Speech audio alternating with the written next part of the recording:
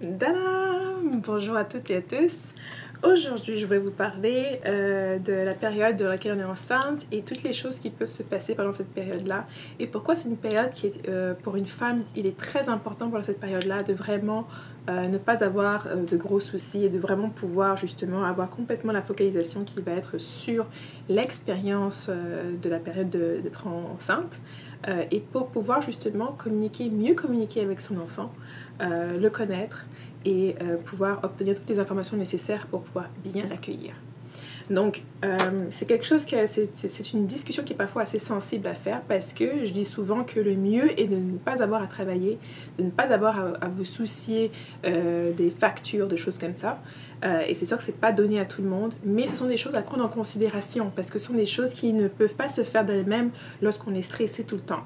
Et il faut savoir que lorsqu'on a du stress, lorsqu'on a des émotions négatives fréquentes, ça va avoir un impact sur l'enfant qui est à naître. Et donc, il n'y a pas de raison, ça n'a rien à voir avec le sexisme ou quoi que ce soit. Lorsqu'on est enceinte, on est en train de porter une vie, il y a une vie qui se développe en nous. Et puis l'aspect spirituel de ça, c'est que l'esprit de cet enfant qui est à venir est autour de nous déjà, est en train de communier avec nous. On dit toujours qu'il y a un accord qui s'établit entre le père, la mère et l'enfant. L'enfant choisit les parents qu'il veut avoir, choisit le moment auquel il va venir. Et lorsque tout est bien, dans les meilleures des conditions, l'enfant peut maintenant vraiment se connecter avec la mère et lui échanger. C'est souvent à la mère qu'on va apporter toutes les informations par rapport à l'enfant, qui est l'enfant, son nom, les choses qu'il doit accomplir, les choses qu'il faut faire attention. Parfois, on peut avoir toute une somme d'informations qui vont nous permettre par la suite de mieux comprendre l'enfant, de mieux l'encadrer et de mieux, bien sûr, l'épauler au fil de son chemin. Donc, une des choses, c'est justement, voilà, il faut pouvoir ne pas avoir à travailler, ne pas avoir à se soucier de générer de l'argent, etc., etc. Ça, c'est vraiment primordial. La femme, dans l'état, lorsqu'elle est enceinte, le souci de vivre au jour le jour d'un chacun à un autre, de se soucier des soucis financiers, peut mettre une pression de stress qui peut aller jusqu'à l'avortement, qui peut aller jusqu'à la rupture de cet accord entre la mère, l'enfant et le père. Donc c'est vraiment à préparer les conditions. Donc c'est tout autant pour les femmes, à savoir que si vous avez la possibilité, ne travaillez pas. Et puis pour les hommes, à savoir qu'il faut faire du mieux qu'on peut pour pouvoir justement établir cet environnement propice pour que la femme puisse complètement s'épanouir pendant sa grossesse et pouvoir ainsi avoir toutes les informations nécessaires pour mieux accueillir cet enfant. Donc c'est vraiment le rôle du père de s'assurer qu'il y a le périmètre, qu'il y a cet espace qui est sécuritaire pour la mère, pour qu'elle puisse vraiment se donner à fond et être complètement ouverte aux informations qui peuvent lui venir pendant cette période-là. Parce que souvent, lorsque l'enfant communique avec la mère et qu'il y a tous ces autres soucis qui sont là, que ce soit tracas par rapport à financier, émotionnel ou au manque de confiance entre le couple, toutes sortes de choses, ça va empêcher justement à la mère de bien comprendre les informations qui lui sont envoyées ou même parfois de les recevoir tout simplement parce qu'elle sera trop captivée ou trop prise dans les autres choses qui se passent. Bien sûr, les avortements spontanés et les fausses couches ont toute une variété de raisons pour lesquelles ils peuvent se produire. Là, je touche seulement un aspect qui pourrait résulter de cette manière-là, mais ça peut être une combinaison de choses, donc il ne faut pas voir cette vidéo comme la réponse ultime. Ce n'est pas forcément quelque chose qui est applicable à vous. On regarde ici un angle parmi d'autres. Donc si vous êtes quelqu'un qui avait eu plusieurs fausses couches ou qui avait eu plusieurs problèmes par rapport à votre grossesse, cette vidéo aussi ne va pas répondre à toutes les possibilités qui peuvent être engagées là, de plus des possibilités physiologiques et physiques. Donc, pourquoi est-ce qu'on a besoin justement d'être reposé, d'être ouvert?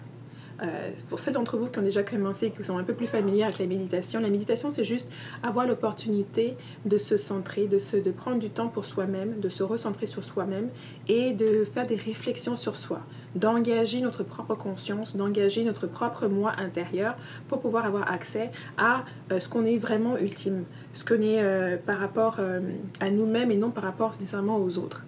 Donc la méditation nous permet justement cette reconnexion avec nous-mêmes. Et lorsqu'on est enceinte, la méditation est comme une porte, une voie de communication qu'on peut avoir avec notre enfant.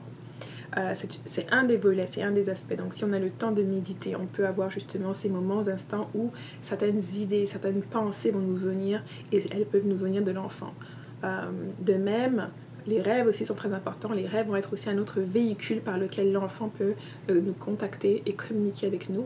Bien sûr, c'est un véhicule qui est bien plus intense parfois, où l'enfant peut nous montrer certaines choses. On peut même voir l'enfant, à un certain âge. Et puis, ça peut aussi nous donner des indications quant à ce qui va se faire, à peu près à quelle période ça va se produire, pour qu'on puisse aussi mieux comprendre le parcours de l'enfant. Ça va nous aider aussi à pouvoir le comprendre, à pouvoir savoir un peu quelle est la manière dont on va devoir agir avec lui ou avec elle, parce qu'il faut préciser que souvent on va voir que les enfants, on peut avoir plusieurs enfants, mais les enfants ne sont pas toujours traités de la même façon parce que justement on est tous différents.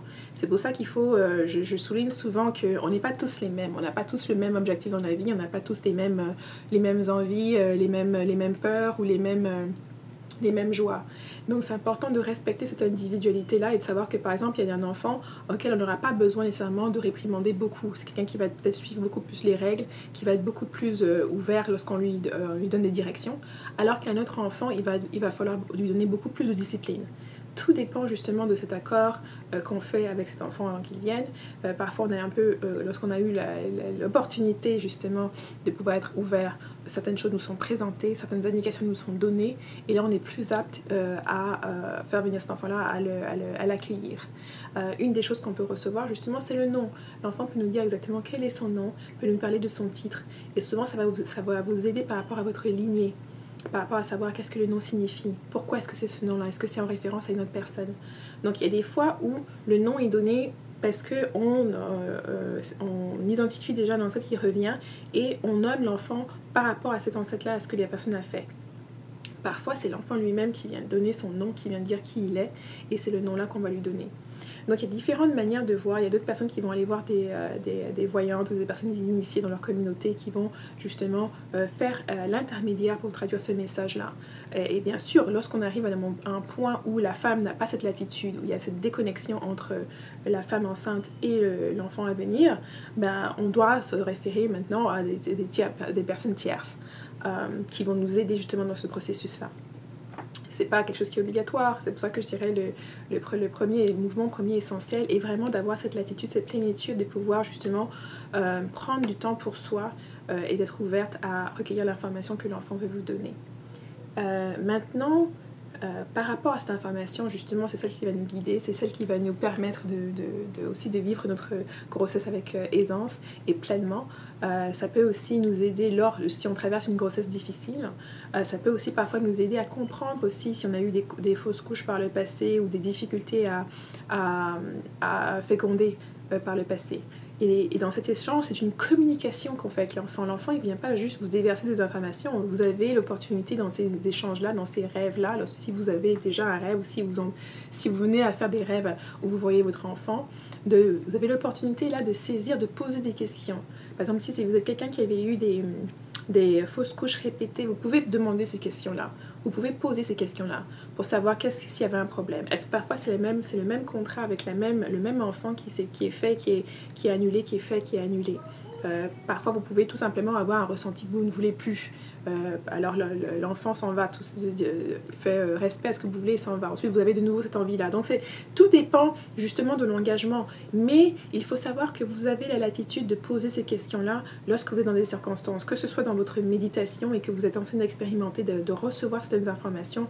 Vous avez la latitude de communiquer avec cette information-là, d'ajouter des interrogations pour supplier l'information. Ou alors, si c'est dans un contexte de rêve, de demander, de poser des questions à l'enfant si c'est à lui que vous parlez, ou si c'est un ancêtre qui vous prédit la venue de l'enfant, de poser ces questions-là à ces personnes-là. Parfois, je trouve que c'est une des questions les plus simples que les gens ne font pas forcément attention. Il y a plusieurs personnes qui me disent qu'ils ont accès à certains guides, à certains ancêtres, mais quant aux questions qu'ils ont, ils n'osent jamais poser les questions à ces personnes-là, sur lesquelles ils communiquent déjà. Donc moi je dirais c'est peut-être l'endroit le plus simple pour commencer. Si vous êtes déjà en communication avec vos ancêtres, vous avez déjà des informations qui vous viennent à vous dans les rêves ou des choses comme ça, c'est le moment d'interagir avec cette information-là. Ne vous laissez pas être ne vous laissez pas être seulement passif. Okay? C'est un dialogue, une communication est un dialogue, un échange. Donc prenez le temps justement de regarder cette information-là, d'interagir avec elle. Et puis s'il y a des interrogations qui vous viennent, de regarder ces interrogations-là parce que c'est aussi important. Surtout quand on commence et puis qu'on se renoue à certains ancêtres, on va commencer à voir si vous avez un ressenti que c'est pas tout à fait la personne ou il y a quelque chose qui cloche. Il faut aussi donner lieu à ce genre d'interrogation-là, c'est très important. Ça peut être un moyen pour vous justement de remarquer qu'il y a quelque chose qui ne va pas. Donc, il ne faut pas non plus juste démettre ça. Je fais cette vidéo sur la grossesse parce que j'ai eu beaucoup de messages ces temps-ci de personnes qui sont dans cet état-là et qui commentent. Donc j'ai dit, si vous ne l'avez pas encore fait, peu importe où vous êtes rendu dans votre grossesse, je pense que c'est le moment de prendre le temps pour vous de communier avec votre enfant et de communiquer avec lui, de l'appeler, de lui parler. Même si c'est de lui parler de façon verbale pour qu'il entende votre voix, de murmurer, de parler comme ça. Il y a deux façons de communiquer, bien sûr, c'est la façon interne parce que lui, il est en vous, son corps est en train de grandir en vous.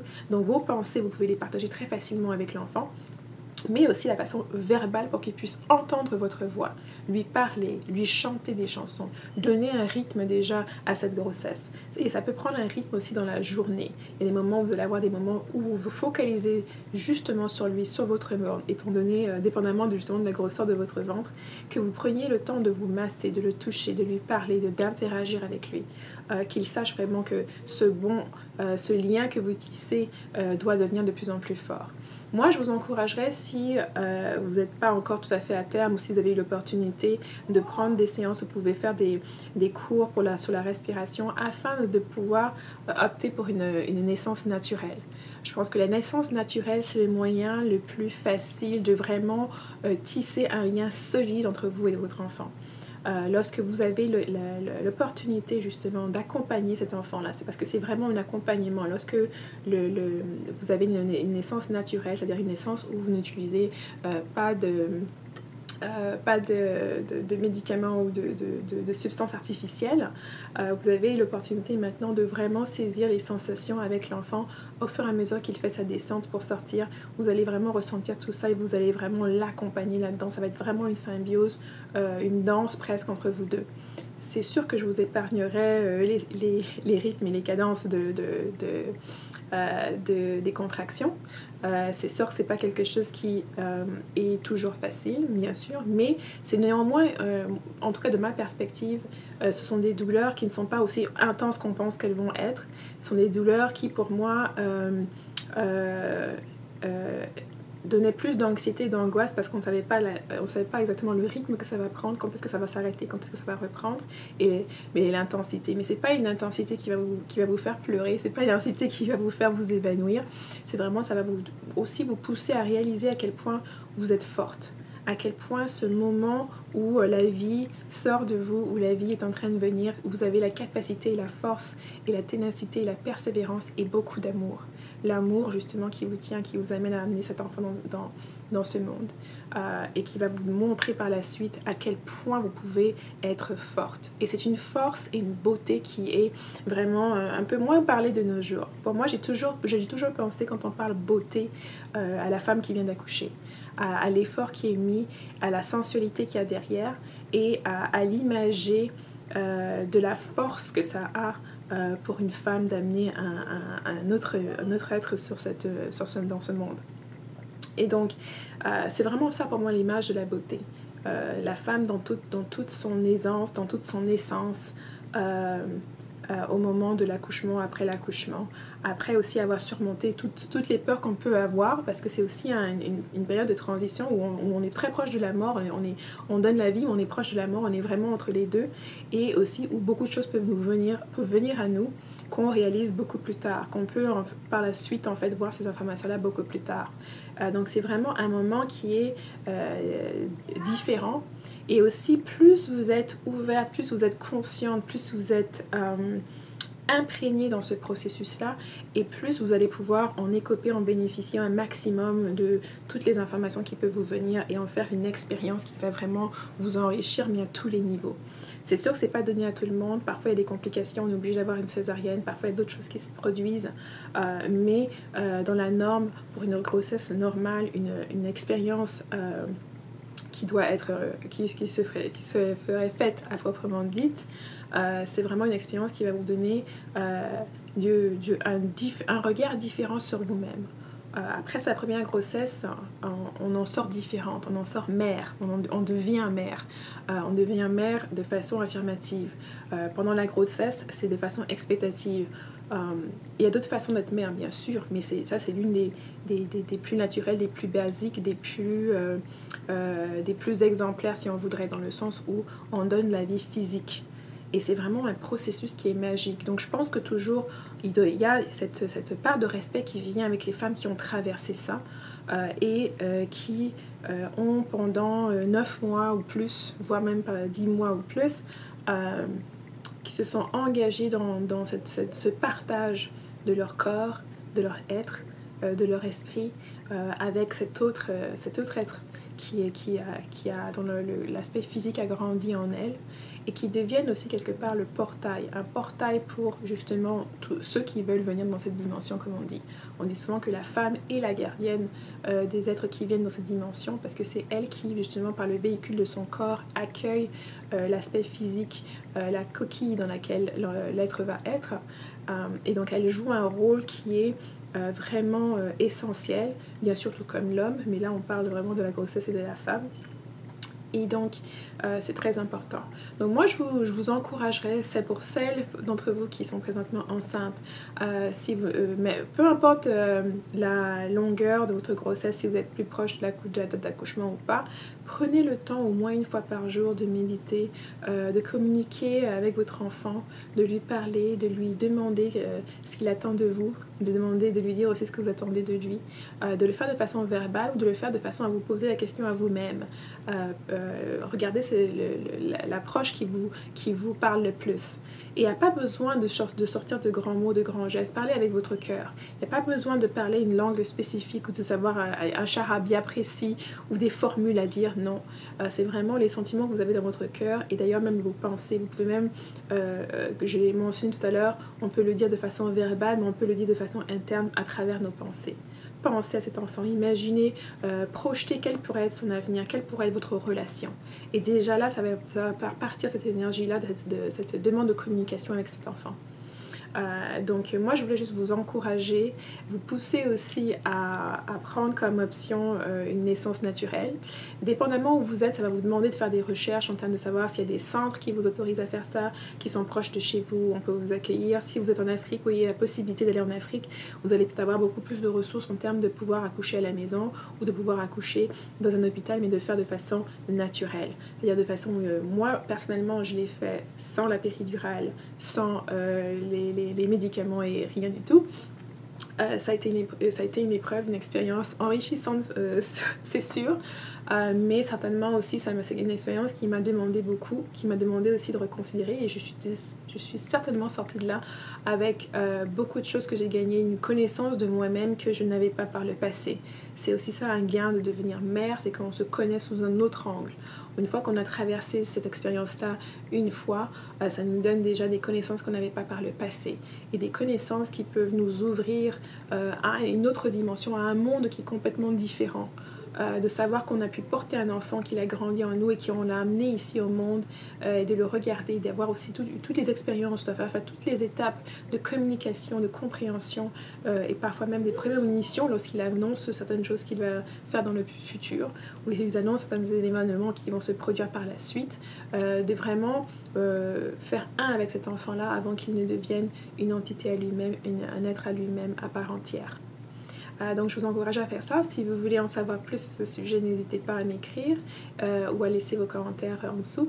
Et puis pour celles qui envisagent d'un jour ou qui ont peur, moi je vous dirais que on est tous ici, on est maintenant 7 milliards sur cette planète, et on arrive ici grâce à un homme et à une femme. On a tous un père et une mère, et donc lorsqu'on les regarde, lorsqu'on pense à ce qu'ils ont donné, il ne faudrait pas réduire notre présence ici a un phénomène purement biologique, purement un phénomène entre l'œuf et le spermatozoïde qui se rencontrent. C'est bien plus que ça. L'homme ne peut pas être réduit à son matériel génétique, tout comme la femme.